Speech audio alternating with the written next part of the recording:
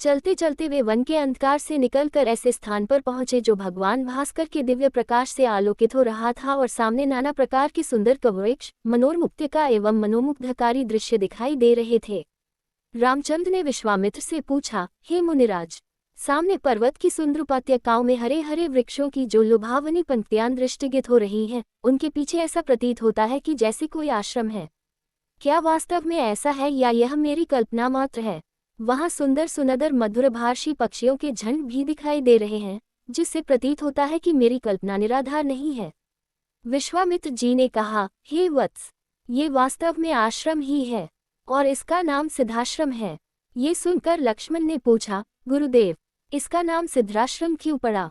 विश्वामित्र जी ने कहा, इस संबंध में भी एक कथा प्रचलित है। प्राचीन काल में बलि नाम का एक राक्षस था।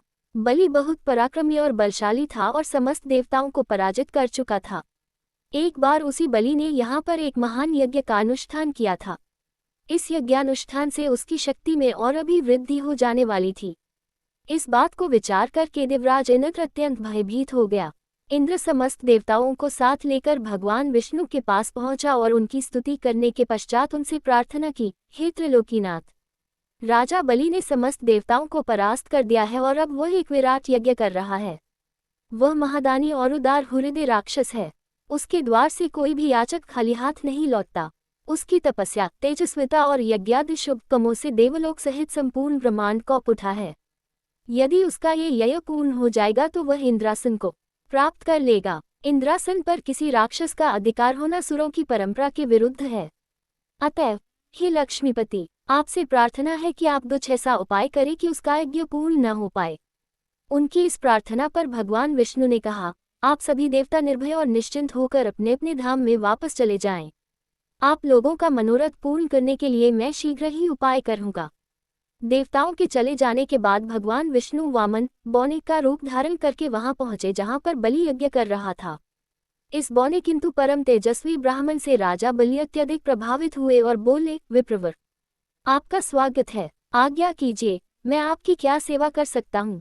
बलि के इस तरह कहने पर वामन रूपधारी भगवान विष्णु ने कहा, राजन, मुझे बैठकर भगवान का भजन करने के लिए सिर्फ 2.5 चरण भूमि की आवश्यकता है। इस पर राजा बलि ने प्रसन्नता पूर्वक वामन को 2.5 चरण भूमि नापने की अनुमति दे दी। अनुमति मिलते ही भगवान विष्णु ने विराट रूप धारण किया और एक चरण में संपूर्ण आकाश को और दूसरे चरण में पृथ्वी सहित पूरे पाताल को नाप लिया और पूछा, राजन, आपका समस्त राज्य तो मेरे 2 चरण में ही आ गए, अब शेष आधा चरण से मैं क्या नायूं? बलि के द्वार से कभी भी कोई याचक खाली हाथ नहीं गया था। बलि इस याचक को भी निराश नहीं लौटने देना चाहता था।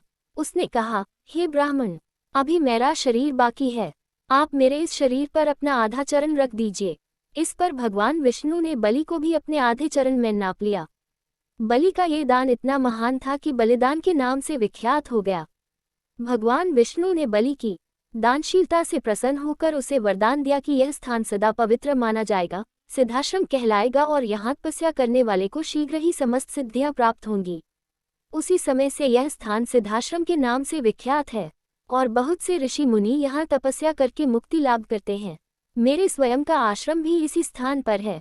मैं यही बैठकर अपना यज्ञ संपन्न करना चाहता हूँ। जब जब मैंने यज्ञ प्रारंभ किया तब तब राक्षसों ने उसमें बाधा डाली है और उसे कभी पूर्ण नहीं होने दिया। अब तुम आ गए हो और मैं निश्चिंत होकर यज्ञ पूरा कर सकूंगा। इस प्रकार की बातें करते हुए विश्वामित्र ने राम और लक्ष्मण के साथ अपने आश्रम में पदार्पण किया। वहां रहने वाले समस्त ऋषि मुनियों और उनके शिष्यों ने उनका स्वागत सत्कार किया।